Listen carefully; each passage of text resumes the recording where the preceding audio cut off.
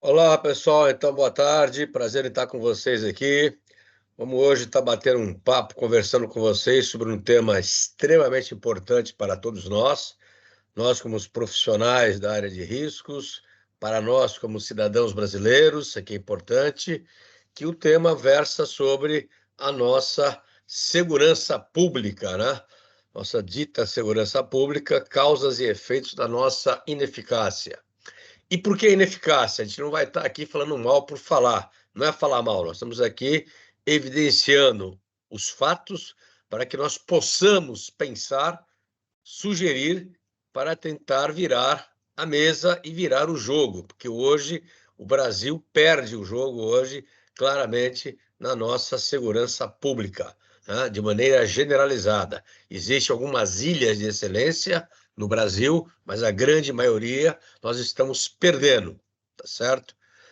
Verifique o áudio aí de vocês, se for o caso, tem alguns aí que estejam de fone de ouvido, tira, que às vezes pode estar dando da zebra em relação a isso, ok? Dica, né?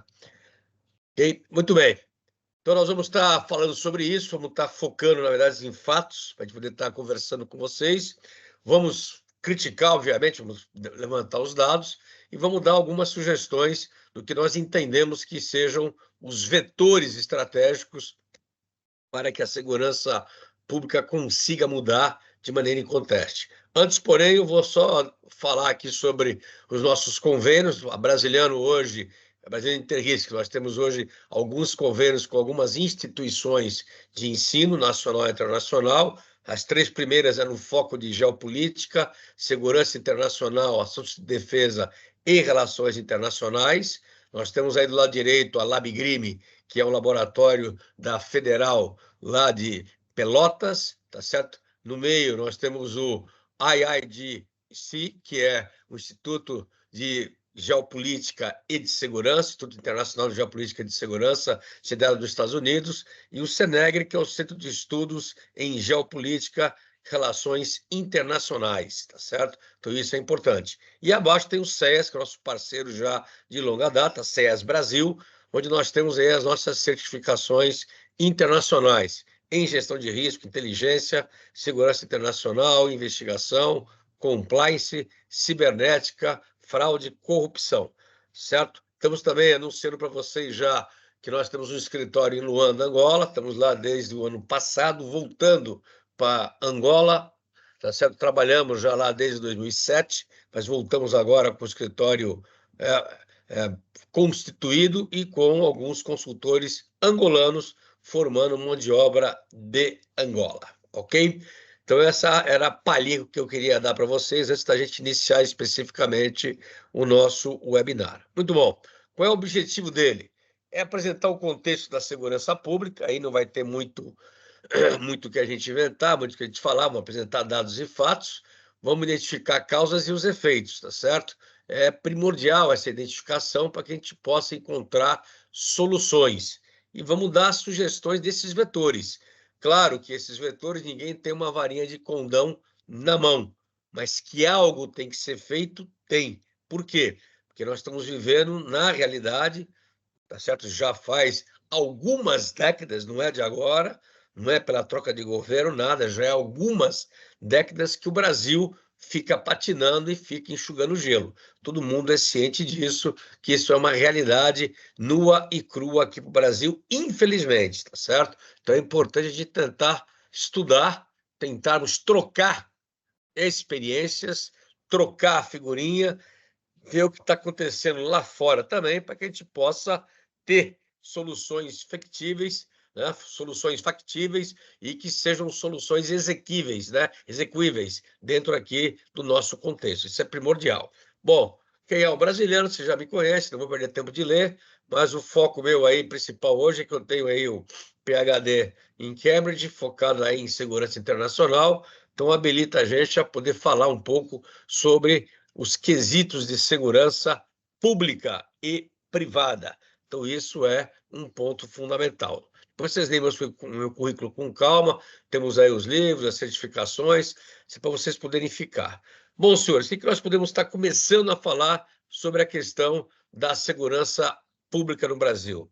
Então, conforme eu já falei, é já fazem décadas, quando eu falo décadas, mais de 30 anos que o Brasil derrapando, ele não está sendo assertivo em suas soluções e nem na operacionalização, ou seja, nem nos vetores direcionadores, ou seja, nos vetores estratégicos e nem na execução. Então, isso é importante. Fatos, números e os índices falam por si. E isso impacta na veia, na nossa produtividade e no chamado custo Brasil. Então, é na veia e no custo Brasil. O produto fica mais caro, a operação fica mais cara, diminui o turismo. Isto é uma realidade.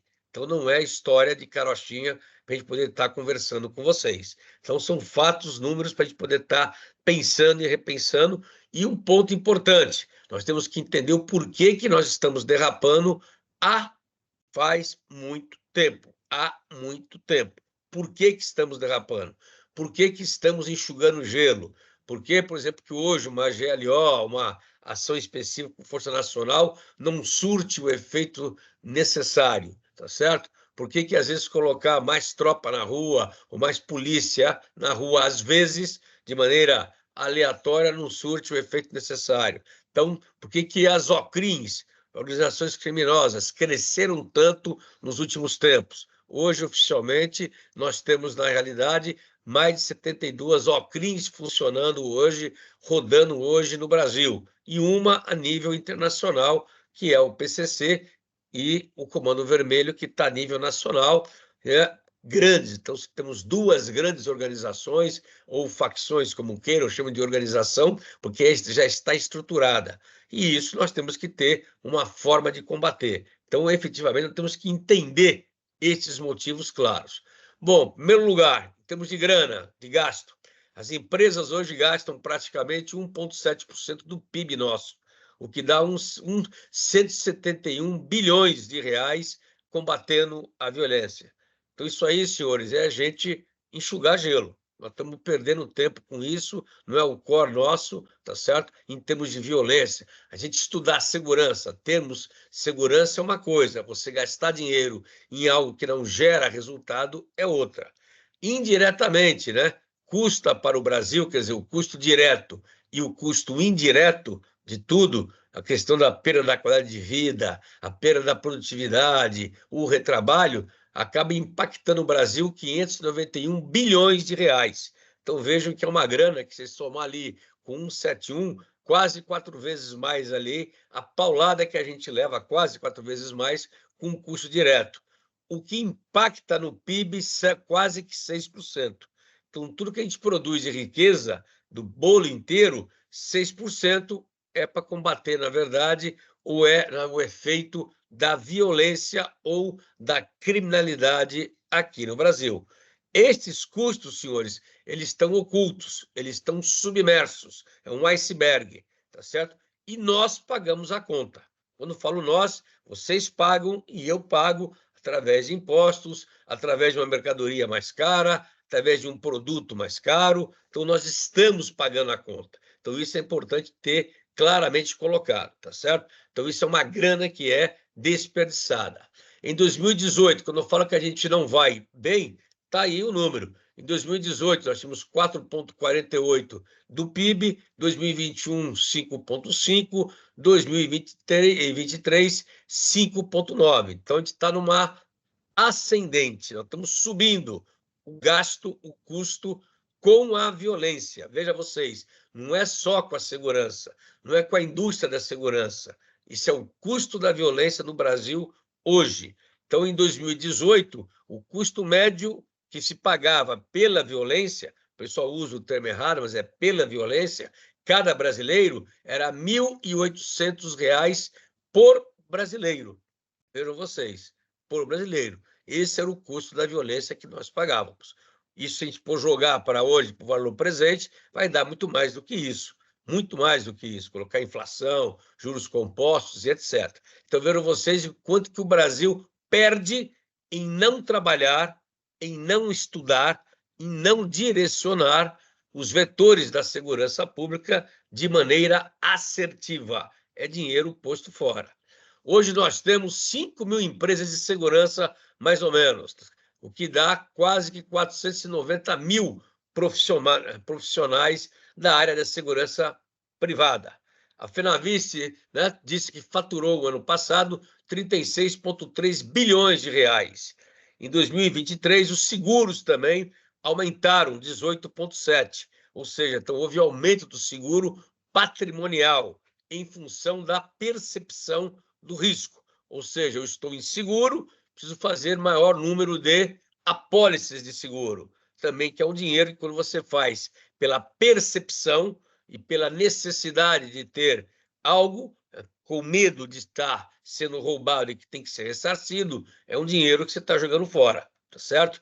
Já a segurança eletrônica nossa faturou 12,5 bilhões de reais, então teve também um crescimento de 13,75. Esse crescimento dela foi, na verdade, menor do que a produção que ela fez, ela cresceu 18,3%, tá? Então ela produziu mais do que acabou vendendo, houve uma trava em função do ano eleitoral, aí houve um gargalo nos prestadores de serviço e nos integradores, em termos de colocar câmeras e monitoramento nas cidades inteligentes, tá certo? Essa pesquisa foi feita pela ABESE, que identificou que para 2024, este ano, portanto, a gente vai ter um crescimento de 18,5%, tá certo? E um ponto importante, tá certo? 54% dos sistemas a serem fabricados já vão contar com recursos de IA. De IA é inteligência artificial. Lembro vocês que aquilo que a gente falava já há algum tempo, que a inteligência artificial veio para ficar, é uma realidade, tá certo? Participaram dessa pesquisa aí 33.500 empresas, ou seja, é o número de associados que a ABESE tem, que responde por 1 milhão de empregos diretos e mais 3 milhões de empregos indiretos. Então, a indústria hoje nossa de segurança é uma indústria parruda, é uma indústria forte, é uma indústria tecnológica de ponta, tá certo? Então, esse é um panorama nosso. Para vocês terem uma ideia, hoje, 37% dos imóveis do Brasil já contam com algum tipo de monitoramento. E dos condomínios, né, mais de 12 mil condomínios hoje no Brasil já adotaram a portaria remota, com o quê? Inteligência artificial, reconhecimento facial e por aí afora, ou seja, que garante 80% quase de todos os processos de validação. Ou seja, nesse caso específico, substitui de maneira direta o recurso humano, que era uma das nossas, né, perspectivas, dizendo que a inteligência artificial iria fazer com que isso viesse a acontecer, já está acontecendo, tá certo? E que gera, na verdade, uma economia de 70% das despesas do condomínio. Então, isso é um ponto positivo nessa seara ou nesse mar aí de incertezas que nós estamos vivendo, certo? Muito bem, vamos lá. Roubo de carga, transporte. Senhores, desde que eu entrei no mercado, fazem 30 e poucos anos, sempre vem aumentando, certo? Não tem jeito. O ano passado tivemos 17 mil ocorrências, quase 2 cargas roubadas a cada hora no Brasil.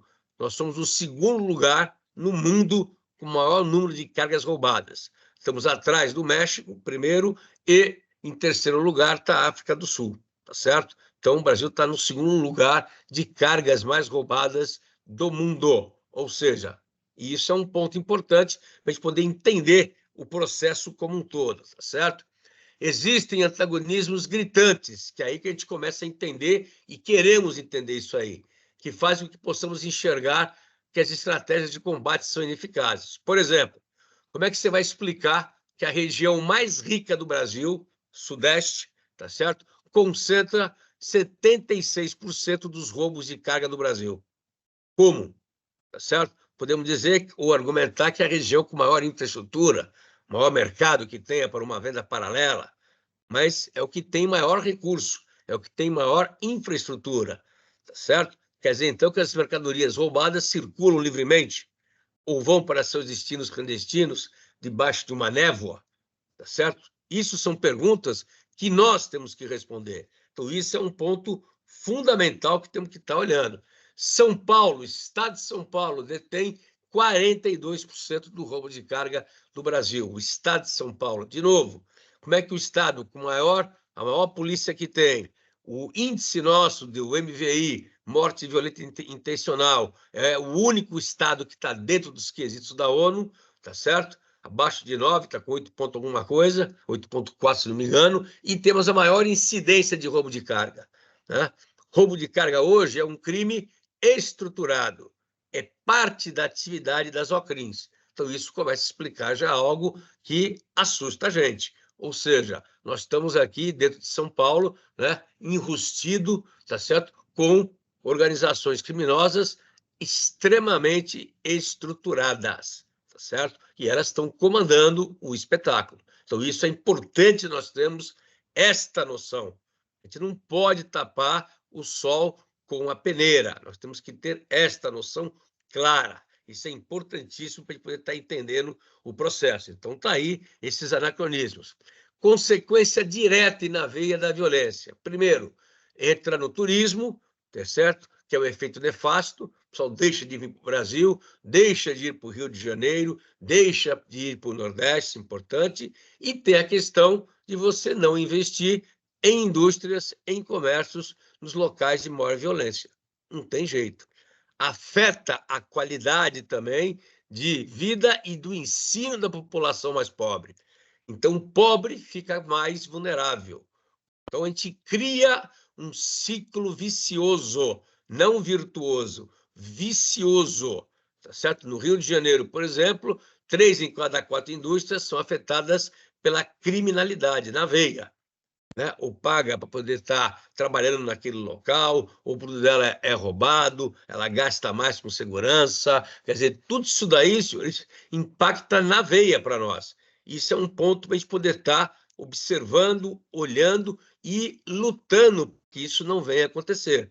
Esse entendimento tem que existir nosso, tá certo? Tenta colocar mais segurança. Nós temos que entender o porquê que nós temos esta insegurança. Essa é a minha guerra. Nós sabemos que o contexto social favorece. Por quê? Porque o pessoal mais fragilizado é cooptado. Não tem como você escapar disso. Então, a desigualdade, né, o processo social e a violência é uma tríade que anda de mão dada. Não tem como você escapar disso. Não tem. Então, isso é um ponto principal. É um ponto principal eu ter este entendimento. Quer dizer, que o baixo status econômico, né, a questão da heterogeneidade ética é importante, a mobilidade residencial, mudando sempre de casa, não cria esse laço, a desestruturação familiar, vem para São Paulo, vem para o Rio de Janeiro, vai para a capital, né? A família fica desestruturada, mora em condições que não são favoráveis, tá certo? Na urbanização. Isso faz com que a rede de amizade fique rarefeita, fique que os grupos de adolescentes não tenham e não sejam supervisionados, e a consequência é a delinquência e o crime, porque aí ele tem uma baixa participação. Ele fica segregado. Então, isso, senhores, é um ponto fundamental. Então, quando a gente pensar em criminalidade, a gente pensar em comunidade, a comunidade tem que ser obrigatoriamente socializada. A comunidade tem que virar cidadã. Se não virar cidadã, não vai adiantar nada. Você vai apenas enxugar gelo, como nós estamos fazendo já praticamente há muito tempo, tá certo? Então, a dinâmica social é o provedor da matéria-prima para a criminalidade. Quem é a matéria-prima? É o jovem. O jovem é o cooptado para o crime mais estruturado. A grande guerra nossa, o nosso grande desafio é evitar que os jovens, os adolescentes, as nossas crianças sejam cooptadas para o crime. Se nós conseguirmos barrar isso daí, você barra a entrada pessoal no crime. Já é uma grande vitória. Então, a grande sacada não é você ir no final da ponta. Não estou falando aqui que não tem que ter combate no final da ponta. Tem que ter, com bandido, com marginal. Mas a nossa grande sacada é entender desde o início e atacar as causas. Então, nós temos que atacar as causas. Sem ela, a gente vai estar enxugando leite, tá certo? O ano passado, no Estadão, já falava que tráfico, tá certo? E as facções criminosas já estavam na Amazônia junto com facções estrangeiras, praticando crimes ambientais. Crimes ambientais que dão dinheiro para as facções. Plantação, tá certo? Madeira, plantação que eu falo de maconha, plantação que eu falo de cocaína, heroína, tá certo? Madeira, ouro ilegal em terra indígena, tá certo? Então, esse tipo de atividade criminosa é uma atividade organizada, obrigatoriamente. E aqui tem outro ponto importante que saiu também no jornal Valor Econômico, a questão clara da paridade do poder de compra, que é nossa, onde mostra o nível de pobreza que nós temos, tá certo? Então nós temos aí 31,6% da população brasileira que está no nível de pobreza, tá certo? É pobre, tá certo? Então isso é um ponto importante e atinge 67,8 milhões de brasileiros, pobreza extrema. Isso é importante por quê? Porque esse pessoal é cooptado para o crime, para as drogas, não tem jeito, isso é uma realidade. Então, quanto mais tivermos desigualdade social, quanto mais não tivermos oportunidades, tá certo? A questão da criminalidade vai aumentar. Não tem como fazer milagre, não tem. Então, nós temos que alinhar e acertar isso daí. Isso é importante. De novo, não estou dizendo aqui que tem que passar a mão, mas nós temos que ter estratégia para isso. E é isso que falta para o país. Estratégia. Nós temos que saber estar lutando e estar brigando no lugar certo. Aqui é, na verdade, do Fórum, né?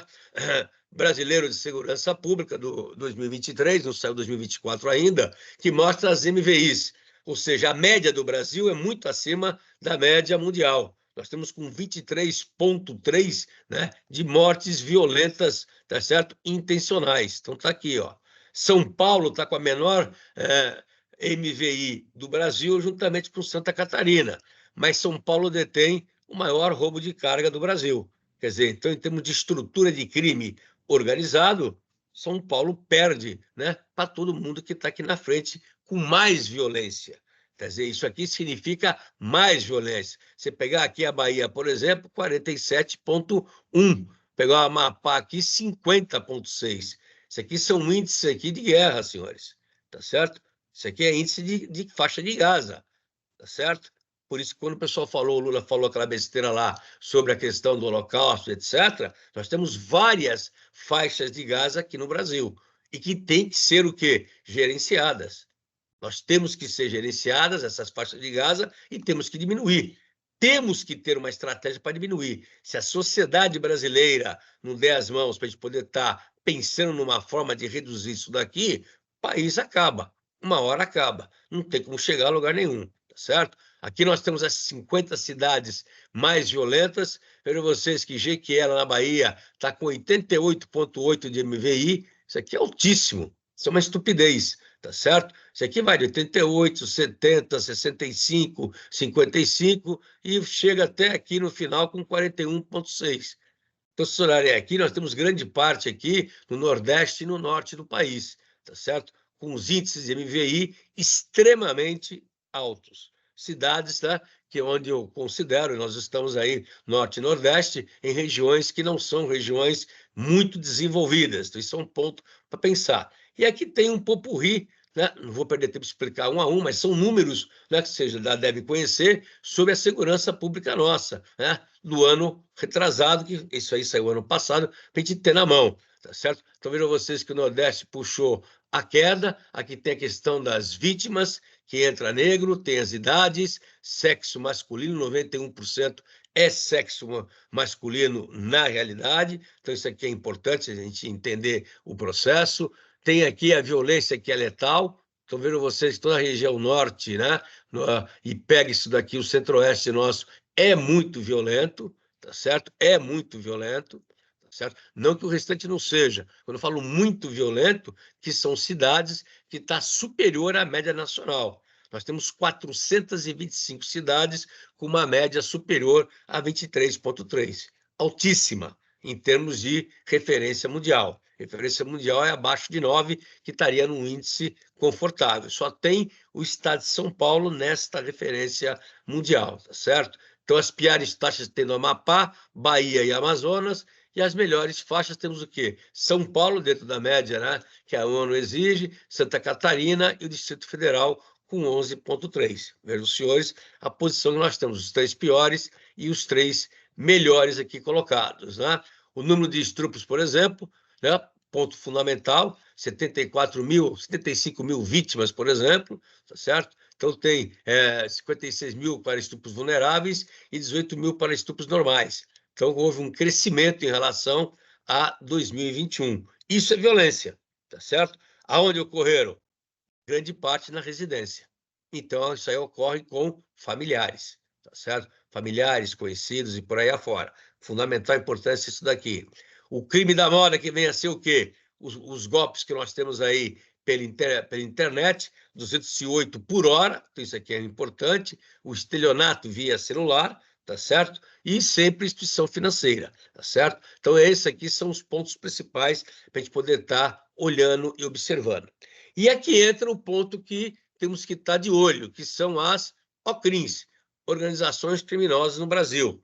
O ano passado, tá certo? A Secretaria Nacional de Políticas Penais fez um relatório, levantou para saber o número de organizações que existiam dentro das penitenciárias e que tinham ramificações fora das penitenciárias, tá certo? Fundamental aqui, nós temos aqui. Então, nós chegamos aí a um número de 72 OCRIMs hoje no Brasil. Então, nós temos 72 organizações criminosas, facções que sejam, algumas são locais, outras são estaduais e algumas são nacionais, muito poucas, né? A nacional, a PCC e o Comando Vermelho. Vejam vocês que nós temos aqui um ponto interessante, ó. São Paulo tem uma organização criminosa, apenas uma. Qual que é? PCC, Primeiro Comando da Capital. Então, São Paulo tem uma organização criminosa apenas, né? É majoritário, não tem conversa com ele, só ele trabalha aqui, não deixa ninguém entrar, não tem papo, não tem conversa nenhuma, mas ele atua a nível nacional. Então, isso é importante, esse entendimento. Então, nós temos 72 organizações dentro do presídio que atuam também fora do presídio, obviamente.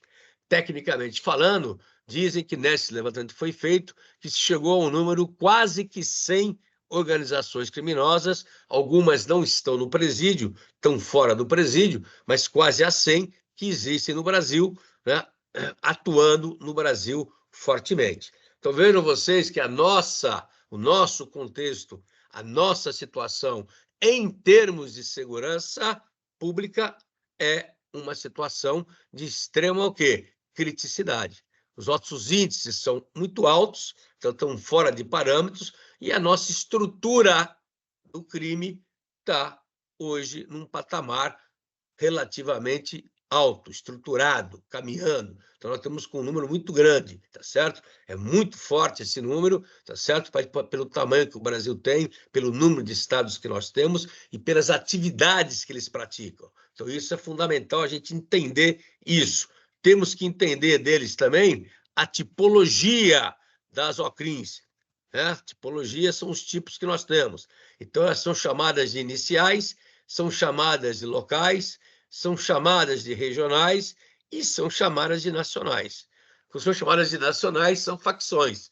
Então, no Brasil, a gente falava antigamente, quando tinha somente as facções, praticamente, lá no Rio de Janeiro, a gente falava que não tinha um crime organizado. Hoje, eu falo para vocês que nós temos, sim, uma estrutura de crime organizado.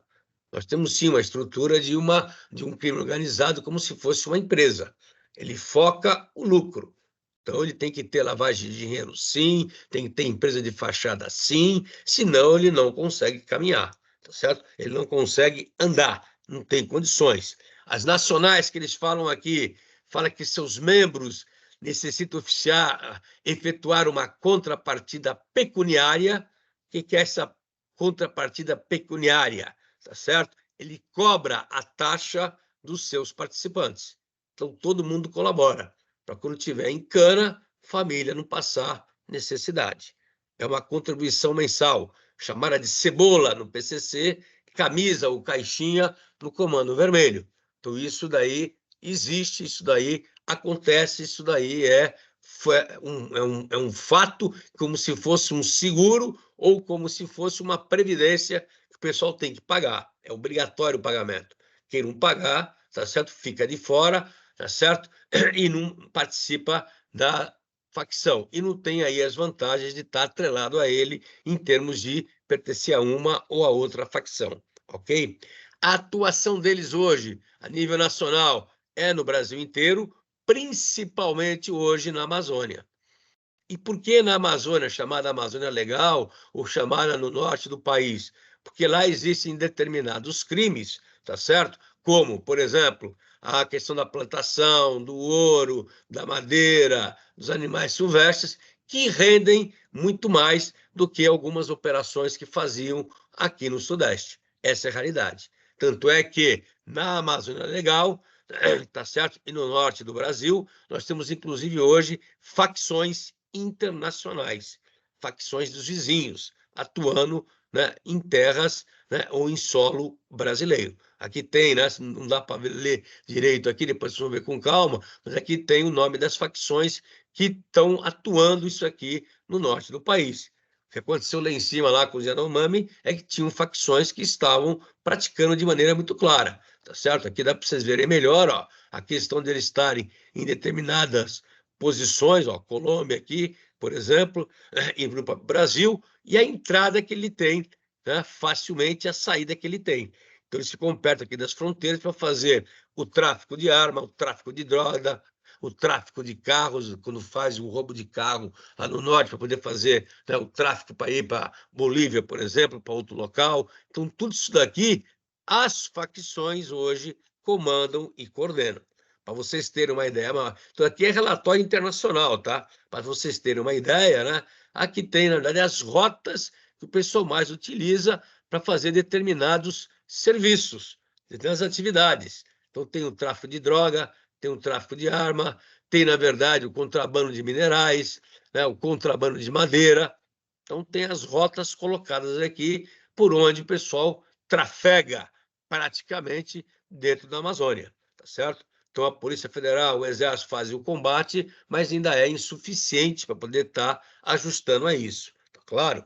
Então, as OCRIMs hoje no Brasil, senhores, é uma realidade, não é um sonho, vocês sabem disso, e que atua. De novo, aqui, ó, só para a gente entender as áreas que elas estão atuando. Então, tem áreas demarcadas, uma não pode entrar na área da outra, se entrar, há problemas aí de execução, por isso que a violência no norte hoje é muito grande, é importante entender essa postura, tá certo? Então, essas facções, né, entram nas comunidades ribeirinhas, entram nos quilombolas, pegam os indígenas, tá certo? Então, isso é importante entender aonde que eles atuam. Eles dominam e dominam pela força.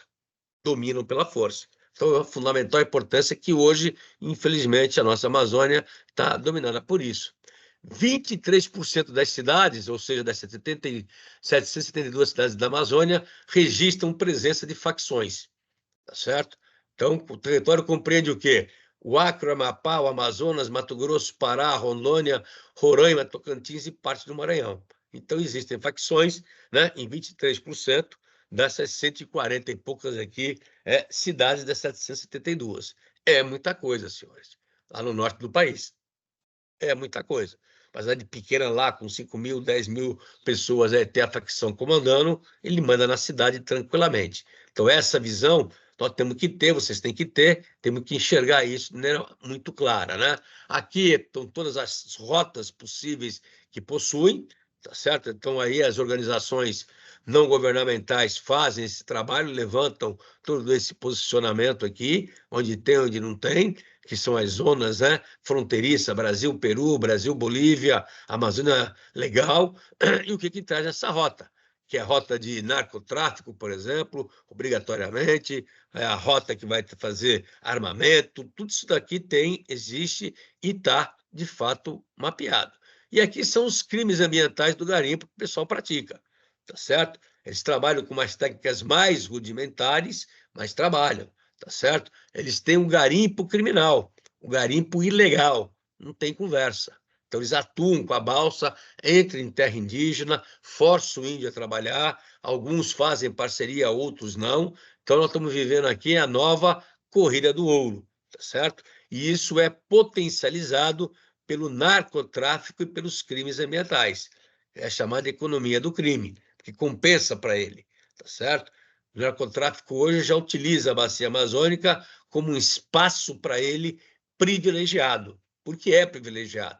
Eles se escondem muito facilmente e é de difícil captura, tá certo? Quem conhece a Amazônia sabe que é muito complicado se agir. Então, esta questão das OCRIMs, na verdade, e das facções criminosas nossas e estrangeiras estarem atuando no norte do país, isso é um cancro que temos que resolver. É um cancro que temos que resolver. É um câncer que tem que ser resolvido. Ele vai se capilarizar, ele vai ficar mais forte, fica mais forte e vem para baixo já muito mais bem estruturado. A gente não matar a cabeça da serpente lá fica difícil. Resumo que eu entendo e que eu falo para vocês. Então, o que nós temos como concluir é que não temos uma estrutura hoje no Brasil, infelizmente. De novo, repito, existem algumas áreas, tá certo? De alguns paraísos no Brasil, são raros, mas na grande maioria não temos uma estrutura de segurança pública que funcione. De novo, não estou aqui criticando PM, Polícia Civil, Polícia Federal, não é isso. Eu estou criticando a forma como estamos atuando. Eu estou criticando que não temos uma estratégia delineada para dar um combate efetivo para este pessoal, certo? É isso que eu estou criticando, é isso que eu estou levantando a bola, tá certo? Então, isso que é importante, tá certo? Você pega lá o norte do país, por exemplo, nós temos um policial civil para quase 2.000 habitantes. Isso é nada, nada. Então, não tem estrutura. Se não tem estrutura, o cara não pode fazer nada. São 83 quilômetros quadrados por policial na Amazônia Legal. Vocês sabem o que é isso, não? Muitos de vocês não têm ideia, tá certo? Enquanto que o Brasil, esse valor cai para 21, né, por quilômetro quadrado, no restante do Brasil. E lá é 83. Hoje é uma disputa entre, de um lado, tem o poder público, com a sua capacidade, a aplicação da lei, que é modesta, e, por outro lado, nós temos o quê? A economia do crime com as suas respectivas facções, grupos organizados. Quem é que ganha com uma estrutura dessa aqui? Não precisa ser nada inteligente para a gente saber quem está levando vantagem, tá certo? Esta é a realidade. Isso é uma realidade nua e crua no norte hoje do país nosso, tá certo? E é por isso que eu bato e falo abertamente que o Brasil hoje está de cabeça para baixo. Infelizmente, nós estamos de cabeça para baixo. Então, nós temos que pensar, raciocinar, estudar, debater, tá certo? Né? Nós, como pessoas de bem, nós, como profissionais, para darmos soluções, certo? O que é importante, porque nós não temos hoje um direcionamento, ou se temos um direcionamento, ele está equivocado. Por que equivocado? Porque não está dando resultado, gente. Essa é a questão que eu estou batendo. Não está dando resultado. Então, isso que é importante. Não temos resultado. Não estamos sendo assertivos. Não adianta falar que estamos, que não estamos. Existem ilhas de excelência, vou citar aí algumas, mas a grande maioria não está dando resultado. Então, a forma e o modelo estão equivocados. Então, isso que é importante. Forma e modelo nosso, estamos equivocados. Isso é só no Brasil que acontece? Não, não é. Tem outras partes do mundo também que está da mesma maneira equivocada. Para vocês terem uma ideia, tem um relatório internacional, tá certo? Que eu dei como referência esse daqui, que grande parte da população, tá certo? Não dos países, da população, né, está com baixa resiliência e alta criminalidade, que está aqui. Então tem alta criminalidade e baixa resiliência para lutar com ela, tá certo? Que dá mais de 52% da população do mundo se encontra em áreas de alta criminalidade e baixa resiliência. O Brasil é um deles, tá? O Brasil é um deles. Alta criminalidade e baixa resiliência, ou média resiliência. mas estamos com baixa resiliência, tá certo? Então, isso aqui é importante nós entendermos claramente, ok? Esse índice aqui é um índice importante, ele faz que o índice de criminalidade, ele mede com os atores criminosos, quem são os atores criminosos, ele recebe a pontuação, é estrangeiro, é do Estado, é de facção ou é de crime organizado, tá certo? E o mercado onde trabalha, desde seres humanos, tráfico de pessoas, desde, na verdade, tráfico de droga, crime financeiro, crime ambiental, crime de droga, tá certo? Então tem toda a tipologia do mercado com que ele trabalha. Quanto maior for, né, ou quanto for melhor afinado, tá certo? O mercado que ele vai trabalhar, exemplo, crime financeiro, mais sofisticado ele é. E, tecnicamente falando, o índice, né, de criminalidade acaba subindo nesses países. Então, nós temos aqui um índice de criminalidade que é medido, na verdade, com esses fatores que eu estou falando com vocês aqui, tá certo? Obrigatoriamente, vocês devem entender de onde que vem, e é que tem o Brasil, ó, e o mundo, tá certo? Então, nós estamos numa posição não muito confortável. Quanto maior o vermelho aqui, o bordô, quanto mais escuro, maior é o nosso índice de criminalidade. A média mundial deu 5,03, ó, a média mundial. Então, nós estamos aqui. Não estamos no roxo do roxo, ó, como esse daqui, ou como esse, tá certo? Ou como esse daqui, que está praticamente igual ao do Brasil, ó. Mas não estamos numa posição confortável, não, senhores. Estamos numa posição desconfortável, o índice nosso de criminalidade, juntando aqueles índices que eu falei para vocês. Então, nós vamos comparar o índice de criminalidade com o índice de resiliência, que é o índice de você poder, né, suportar a pancada para ver como que nós nos encontramos, que ele é importante. Aqui é saber o índice de crimes financeiros, tá certo? Então, o Brasil está numa posição também, aqui é muito desconfortável, tá certo? Aqui você tem aqui crime financeiro, você pega o México até aqui os Estados Unidos, ó, mas você pega aqui grande parte aqui do leste europeu, na África, tá certo? Na Ásia. Então, pega isso por aqui, são países que têm um alto índice, uma alta influência de crimes financeiros. Nesses países, ele é propício a práticas de tais delitos, tá certo? Então, na América Latina, o Brasil, fora outros países que estão aqui ao redor dele, facilita e temos condição. Exemplo de crime financeiro, lavagem de dinheiro. Então, nós temos 72 OCRIMs, claro que dessas 72 OCRIMs, a grande maioria não é estruturada, mas você tem aí uma minoria. Pega o PCC, extremamente grande, fatura bilhões por ano, ele tem um processo estruturado, uma lavanderia, né, toda estruturada de empresas de fachada que lavam o seu dinheiro. Então, lava o dinheiro, tem o problema da ocultação. Ele tem que transformar aquele dinheiro que vem do crime, ele tem que transformar num dinheiro, teoricamente, que vem de uma atividade honesta, tá certo? De uma atividade lícita. Então, esse que é a grande sacada. Mas aí mostra que esses países, incluindo o Brasil, ele tem facilidade de estar trafegando na linha cinza dos crimes financeiros, ok? Aqui nós temos os indicadores da resiliência, são 12 indicadores, tá certo? Com 4 macrotemas, que entra a governança e liderança, que entra a justiça criminal e segurança, tá certo? Então, são macrotemas que a gente acaba se enquadrando nesses 12 indicadores.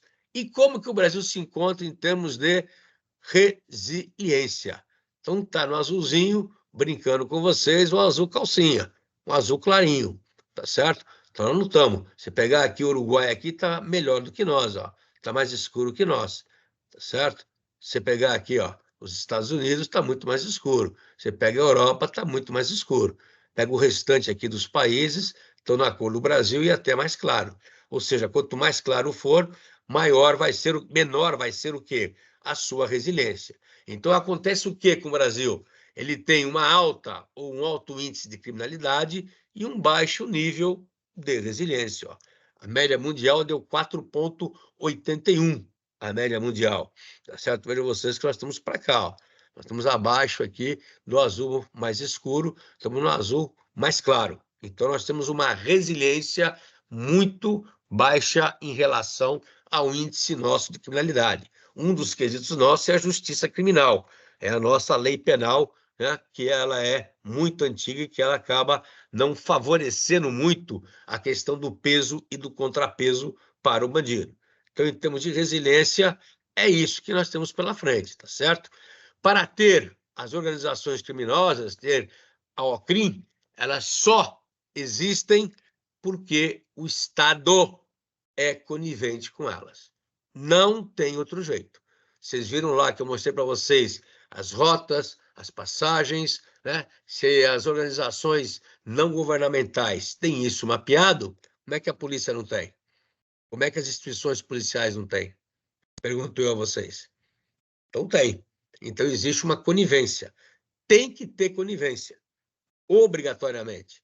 Então, quem tem crime organizado ou quem tem facção estruturada, o Estado é conivente de maneira muito clara.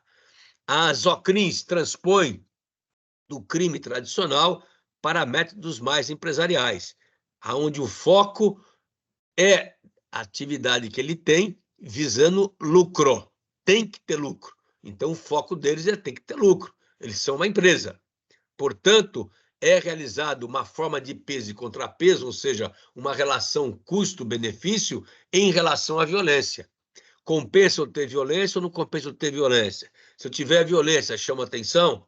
Se eu não tiver violência, não chama atenção?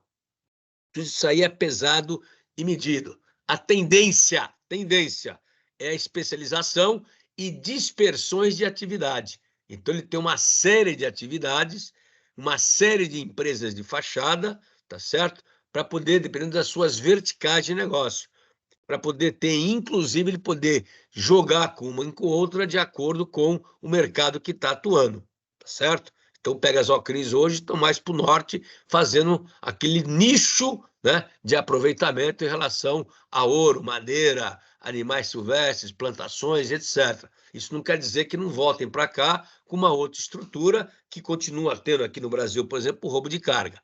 As empresas são montadas para dar lucro em atividades que conhece bem. Quando eu falo em empresas, entre aspas, são as atividades ilícitas. O roubo de carga, o tráfico de droga, o tráfico de arma, tá certo? Tudo isso daí são atividades que eles possuem, tá certo? Então, isso é importante, tá certo? Isso é fundamental, ok? Fundamental. Né? Claro, tem a insuficiência que o filho falou daí das policiais, verdade. Outro ponto é a lavagem de dinheiro. Então, lavagem de dinheiro, hoje, aqui no Brasil, é um dos pontos, né, que vocês viram ali, de maior, digamos assim, facilidade de estar executando. A gente tem um bom processo, um bons sistemas, mas os bancos ainda não praticam de forma assertiva, né, para levantar os CPFs de todos ali, para poder seguir e fazer o que a lei manda. Você tem que ir até o último CPF da fila. Isso custa dinheiro e os bancos acabam não fazendo isso tudo como tem que fazer. Tem que ir até o final. Tá certo? Tem que ir até o final. Então, se eu tenho uma empresa que é um grupo, uma holding, e eu tenho o sócio do sócio, do sócio do filho, eu preciso ir atrás disso, obrigatoriamente. Senão eu caio, na verdade, no crime de lavagem de dinheiro, e é o que acaba ocorrendo. Então, para lavar o dinheiro, aqui no Brasil, ainda é considerado não tão complicado, né? E dá para a gente poder estar verificando. E não é com uma assertividade muito forte a questão da legislação. Quando eu falo legislação, da punição. Certo? É isso que é um ponto fundamental que dá o peso e que dá o contrapeso. Um dos pontos fundamentais que eu bato muito, eu bato há muito tempo com esse cenário aí, com essa rosa dos ventos, tá certo? É que, na verdade, o eixo horizontal, ele não muda. E se ele não mudar o eixo horizontal dele, ou seja, uma reforma na segurança pública e uma reforma no judiciário, não tem como a gente mudar muito a nossa, né, realidade, o nosso contexto. Por quê? Reforma no judiciário significa mudar e modernizar, né, a questão penal nossa, que é lá de trás, é da década de 40/50. Então é muito antiga, tá certo? Ainda está muito atrasada, tá certo? Isso tem a ver também com a reforma policial, da segurança pública. Os nossos índices de investigação são baixos ainda, são muito baixos. E isso gera um ciclo vicioso, porque a pessoa sabe e aposta nesta impunidade. Então, esse eixo aí é um eixo estratégico que tem que ser pensado de que forma que a gente pode integrar e mudar. Saiu a lei agora aí do Sistema Único de Segurança Pública, tá certo? Onde todos os órgãos têm que se unir, têm que se falar. A lei é boa, agora vai ser operacional, vai se praticar essa lei, que saiu agora em 18, dá para você integrar e trocar informações, como deveria trocar informações de fato? Eu não acredito, desculpe. Sou muito cético em relação a isso. Porque esse eixo aí, a gente está brigando com ele aí faz muito tempo, e há muito tempo que não muda o contexto nosso. Ele só piora. Ele só piora. Tudo que a gente tem falado aqui, infelizmente, é o que tem ocorrido, porque a questão é isso. Quer dizer, não adianta colocar mais policial, ter mais gente, porque você vai colocar mais policial bom, né, numa máquina que está podre. Então não adianta. Então nós temos que resolver a questão da estrutura, resolver a questão da estratégia. Então é isso que nós temos que estar procurando fazer, tá certo? Aqui eu peguei aí do meu amigo Armando Nascimento, que é o pesquisador lá do laboratório da Federal de Pernambuco, tá certo? Que a gente vai ter uma abordagem, né, que ele está falando, que nós temos o quê? Hoje temos uma política de segurança, temos um plano de segurança pública, temos um programa e temos um sistema, tá certo? Esses 4 instrumentos, se eles forem integrados e bem elaborados, tá certo? Ele acaba dando uma garantia da segurança pública, tá certo? A política, ela dá o quê? Ela é o direcionador, é um vetor. De quê? Do plano, do programa e do sistema. Então, a política ela dá o vetor. Aí eu pergunto, nós temos políticas de segurança pública, estaduais, municipais? Não temos. É para ter? É para ter. É para ter municipal? É para ter municipal. Nós não temos. Por quê? Porque ela estabelece o quê? Os objetivos, diretrizes que os órgãos têm que seguir.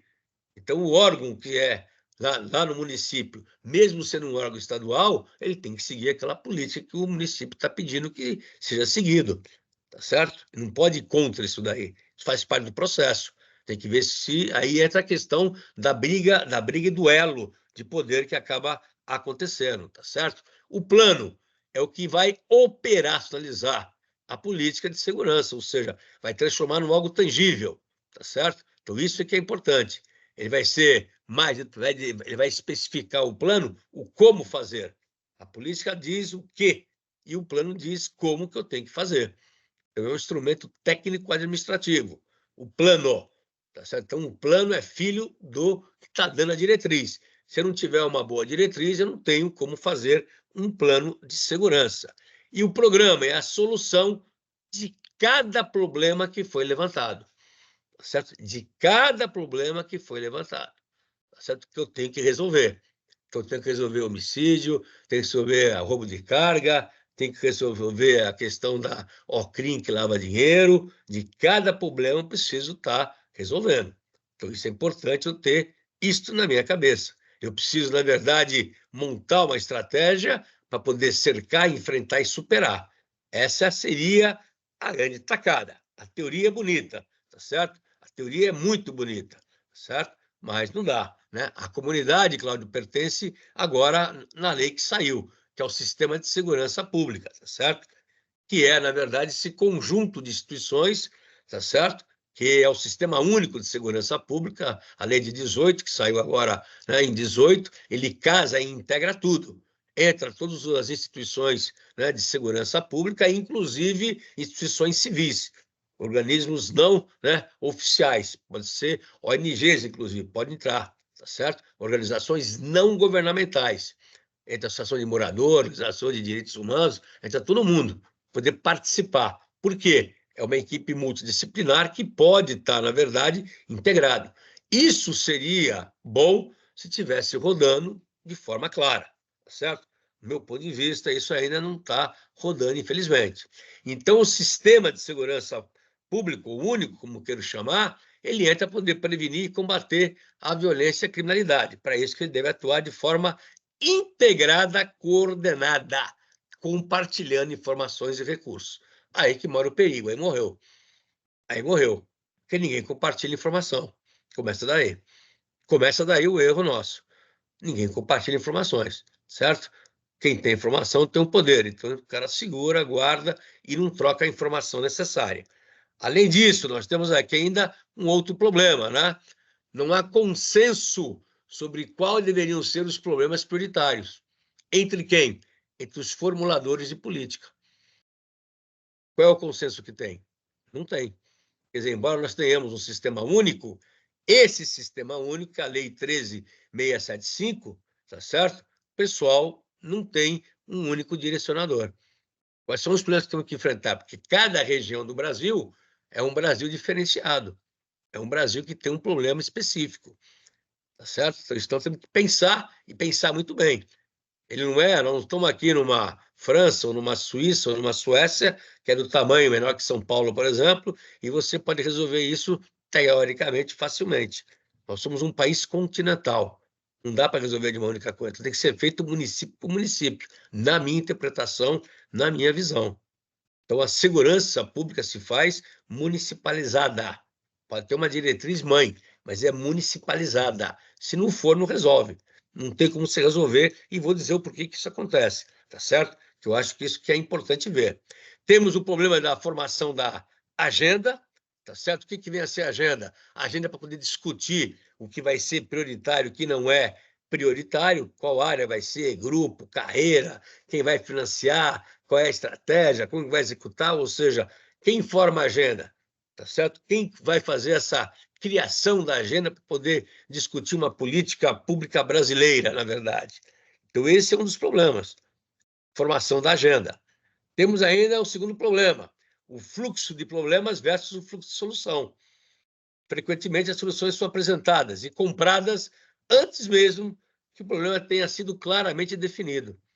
Então, não há uma definição clara do problema a ser resolvido. Quais são os problemas hoje, 2024, que nós temos que resolver da segurança pública? Hoje, 2024. Não são todos. Quais são eles, os prioritários? O que eu tenho que resolver? Certo? Aí vai ter 200 mil sugestões. Como é que você vai priorizar isso daqui? Tem que ter uma forma, um caminho, né? Um consenso.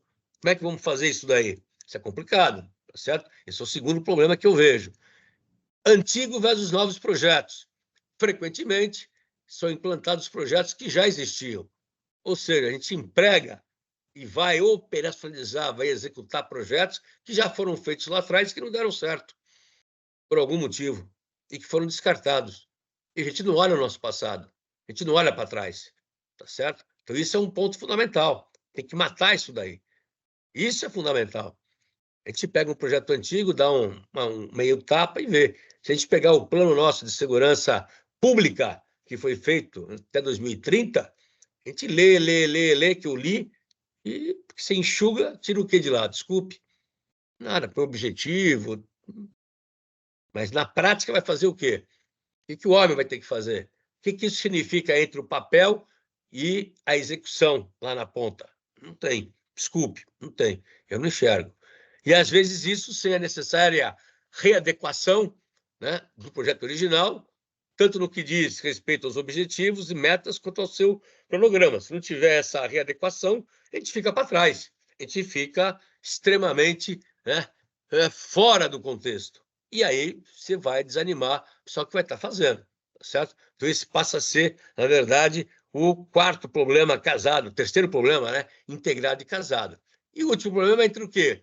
O obstáculo cultural, que vem a ver a resistência dos profissionais de segurança em mudar o modus operandi, ou até por sua cultura corporativista. Exemplo, formação única, civil e militar. Só tem resistência contra isso. Da PM e do civil. Isso é uma questão cultural nossa do Brasil. Você vai para a Europa, não existe isso. Você vai para os Estados Unidos, não existe isso. Por que existe? O judiciário ele tem uma função clara, a Polícia Civil é a Polícia Judiciária, e você tem a função da Polícia Militar, que é outra, tá certo? Mas por que duas instituições e não uma só? Para formar uma cultura única, uma blindagem única, né? E tem os obstáculos institucionais, que às vezes a própria estrutura organizacional não consegue se adequar ao que foi colocado como objetivo, meta, programa e o cronograma. Então, isso acontece e muito. Então, esses são os principais problemas que eu, brasileiro, enxergo hoje no nosso caminho. Então, embora nós tenhamos um desenho hoje do Sistema Único de Segurança Pública, ele é bom, o desenho é muito bom, só que temos que fazer ele rodar. De que forma que podemos fazer ele rodar? E um ponto importante, na minha interpretação, tem que ser municipalizado. Não dá. O Brasil é continental. Você não pode pensar numa cidadezinha de 515 mil habitantes, que está no Sudeste aqui, e que vai ser a mesma que vai estar no Nordeste lá em cima. Ou uma cidadezinha de 10 mil habitantes lá no interior do Amazonas. Não adianta. O mundo é outro. A vida é outra. Os conceitos são outros. Tem que ter a adaptabilidade. Não existe condições de não ser. O que eu, brasileiro, penso em relação a isso aqui, então? Né? Solução. O que eu acho que tem que ter? Primeiro, tem que ter uma governança da segurança pública forte em cima disso. Com o projeto da governança focado em quê?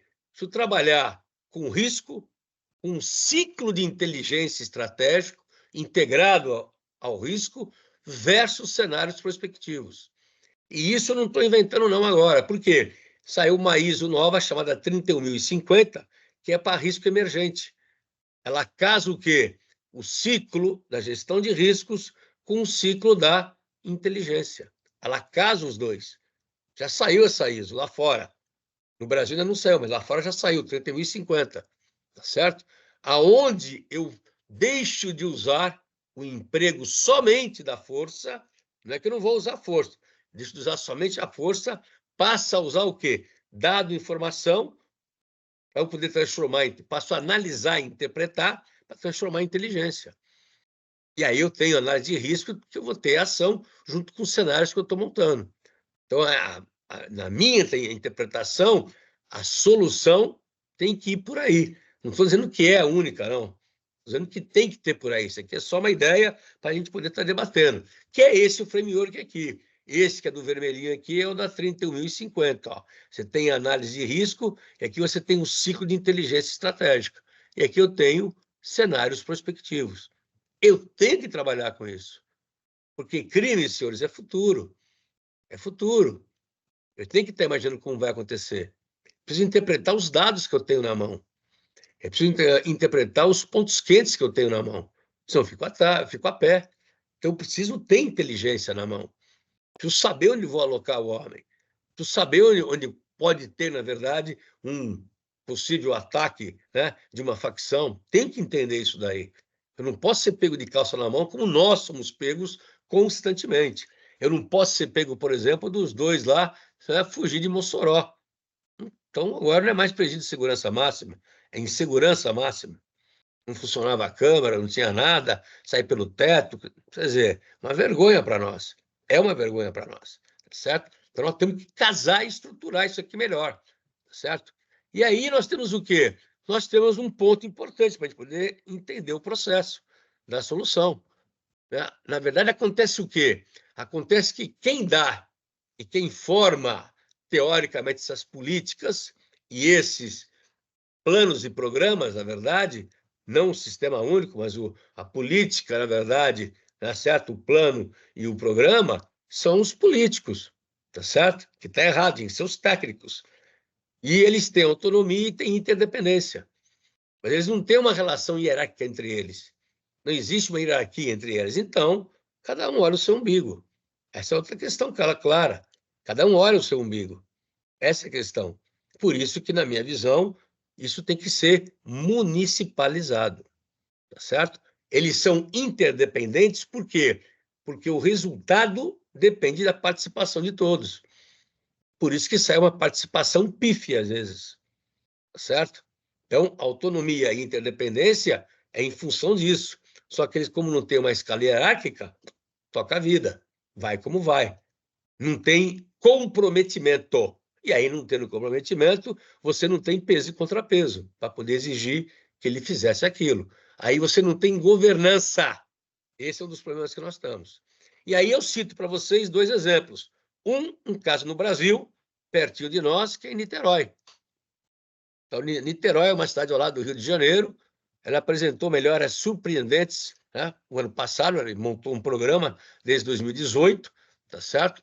Teve um choque de gestão, remodelou a segurança de Niterói, não com uma premissa, digamos assim, militar, com preceitos militares, da polícia militar eu falo, mas sim incorporando análise de dados e evidência científica de combate ao crime.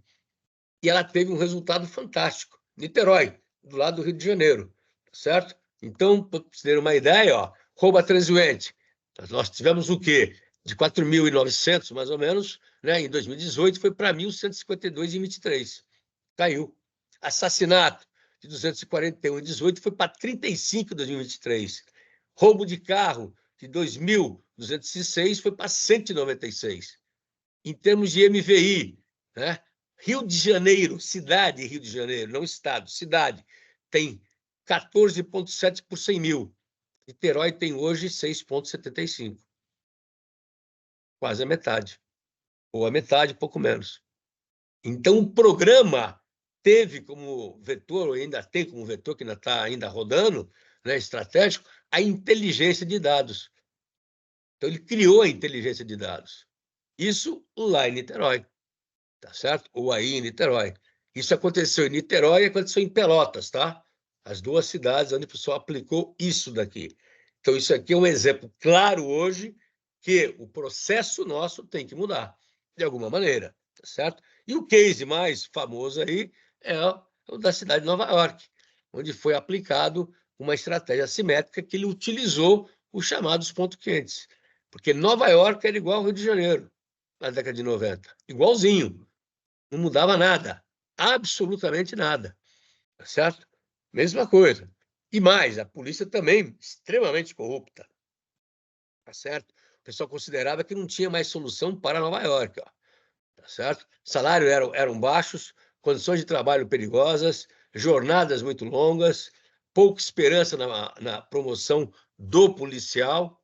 Tá certo? Tinham 36 mil policiais em Nova York, tá certo? New York Department. Então, isso aqui que é importante vocês entenderem, tá certo? E aí que era uma organização o quê? Sem dinheiro, com 36 mil empregados e num status quo totalmente horroroso, desmotivado, mal pago, cliente insatisfeito, que é a população, e o desempenho horroroso, com rápida deteriorização.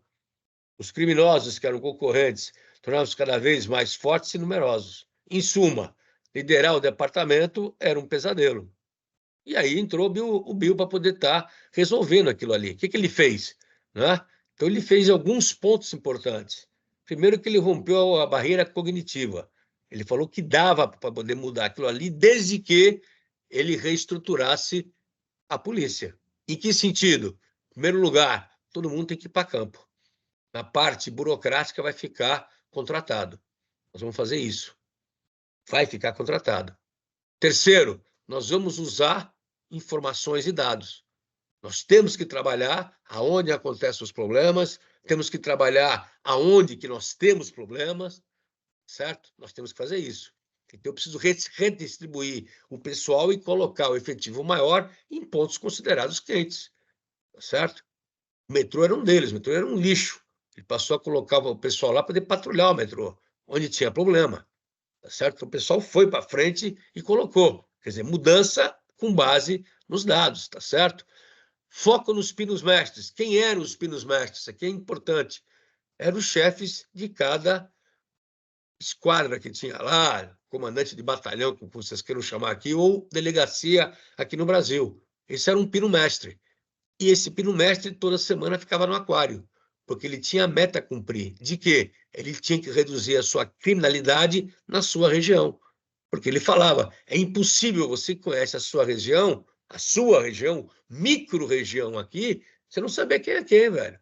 Você não sabe quem é o bandido, não sabe que o padeiro é fulano de tal, não sabe quem é o cara que é o cara da máfia, você não conhece. Você não está aqui há 20 anos, você não fecha os olhos. E começou a mudar. E começou a colocar o pessoal no aquário. O que é aquário? Começou a expor o pessoal para fazer apresentações de resultado. Pressão em cima disso.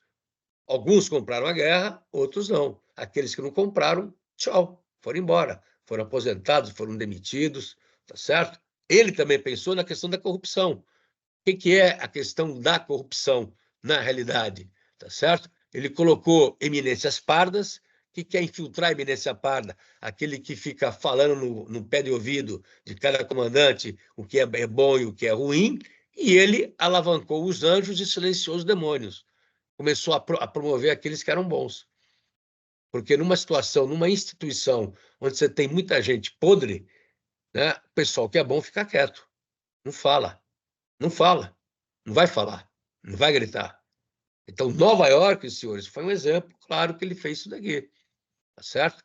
Ele demorou um tempo para poder fazer isso girar, fazer isso aqui rodar. Não aumentou um centavo o salário da polícia de Nova York. Não aumentou. Então, caiu a criminalidade em quase 40%, o assassinato caiu 50%, o roubo caiu 35%, o índice de confiança na polícia subiu de 37 para 7,3%, e o pessoal ficou motivado. O pessoal passou a ter, desculpe o termo, tesão em ser policial de Nova York. Certo? Então, ele recuperou a moral da tropa, moral do pessoal, tá certo? Mas quando eu falo isso, ele conseguiu recuperar com as ações que ele fez, a estratégia que ele usou. Não estou falando, porque o nosso arcabouço penal, nosso arcabouço jurídico é outro, mas nós temos que fazer alguma coisa. Nós podemos fazer alguma coisa. Eu acredito nisso. Eu não posso ficar quieto aqui e achar que a gente vai descer barranco, né, rolando ali até chegar lá embaixo. Não tem como. Porque nós estamos descendo. Não estamos subindo, nós estamos descendo. E estamos descendo com uma velocidade grande. Como é que vamos barrar isso daí? Como vamos barrar isso daí? Então, senhores, isso é que eu tinha para falar para vocês. A ideia minha é desafiar vocês e queria que vocês pensassem nesta imagem aqui agora, na imagem da arara, a arara azul, aquele desenho blue. Mas o desenho blue ele tem um porquê ter o arara. Então, eu tenho o A de antecipar, eu preciso me antecipar a problemas obrigatoriamente, eu tenho o R de resistir, preciso resistir, então eu vou antecipar e vou resistir. Enquanto eu estou resistindo, eu tenho que absorver a pancada que eu estou levando, tá certo? Então, a resistência é em função disso, resistir e absorver, tá certo? Vou ter que responder, então o antecipar, resistir e absorver é o tempo que eu tenho para poder ter o colchão, para poder montar uma estratégia de resposta, e aí eu vou me adaptar para poder lidar com a situação. Então, a arara é para isso: antecipar, resistir, absorver, responder e adaptar. E mais do que isso, senhores, para que serve isso? Para eu ter uma resiliência expandida. Segurança pública precisa ter uma resiliência expandida. Nós, da segurança, temos que ter uma resiliência expandida. Ok, senhores? 17, falei demais. Ok? Muito bom, senhores. Então, na verdade, se alguém tiver alguma dúvida, mandem para mim depois por escrito. Não era para poder bater um papo com vocês agora, que já são 17h17, mas eu acho que a gente cumpriu o nosso objetivo. Meu objetivo com vocês era desafiá-los, tá certo? Precisamos ter, tá certo? Quesitos que mudem esse status quo. Temos que mudar o status quo. E o status quo só será mudado com muita discussão, muita cabeça fria, muita abertura de cabeça, tá certo? E muito estudo, senhores. Caso contrário, a gente vai descer ladeira abaixo, porque estamos descendo. Nós não estamos sendo assertivos. E não existe milagre. Isso é um ponto principal, tá certo? Ok, senhores, forte abraço para vocês. Agradeço aí de coração a presença de todos, a presença dos amigos aí que sempre prestigiam, tá certo? E forte abraço e até o próximo webinar. Muito obrigado.